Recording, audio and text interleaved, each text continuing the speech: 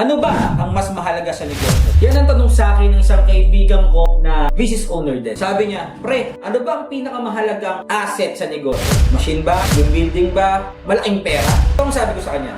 Para sa akin, lahat ng yan ay importante. Pero hindi lang yan ang asset ng negosyo. Pag lumago ang negosyo at hindi lumago ang tao, hihinto ang negosyo. So tara, meeting tayo.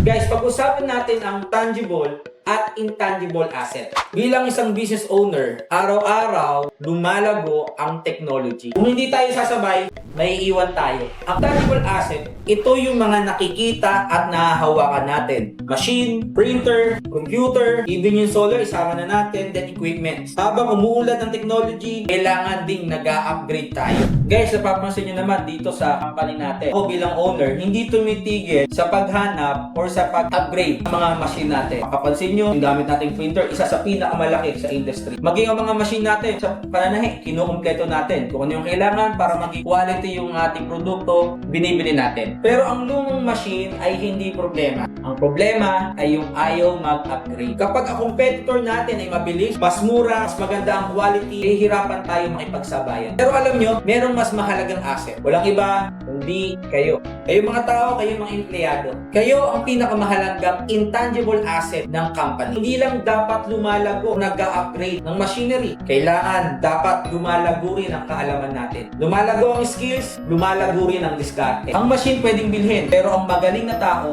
binubuo. Kaya pag may training, huwag isiping dagdag trabaho yan. Huwag isiping sayang sa oras. Investment yan ng company at investment mo sa sarili mo bilang empleyado. Kapag magaling ka kaysa sa kahapon, hindi ka liabilities ng company. Isa ka sa investment dito. Guys, kung mahal nyo yung trabaho nyo, mahalin nyo rin ang pag-aaral. Huwag tumigil sa pagkatuto dahil ang technology, hindi ka hihintayin. Para sa mga kapwa ko, small business owner, huwag puro machine ang investment natin. Mag-invest din tayo sa mga employee at tao. Magbigay tayo ng pagkakataon na matuto sila. Dahil tandaan, mas mahal mawala ng tao kaysa gumastos para matuto sila. Guys, sa negosyo, hindi sapat na maganda ang equipment. Hindi sapat na laging bago ang machine. Kapag hindi marunong ang gumamit, hindi pa rin magiging maganda ang resulta. Ang technology ang nagpapabilis ng trabaho natin. Pero tandaan, tao pa rin ang nagpapalago nito. Gumana sa akin, baka gumana rin sa'yo. Kaya naman, mag-invest kayo sa dalawang bagay. Una, sa kagamitan. Pangalawa, mas importante, sa mga empleyado o sa tao. Kapag sabay lumago, mabilis na lalago ang negosyo. Okay, malinaw? Yes, sir. Apply natin yan. Meeting dismissed.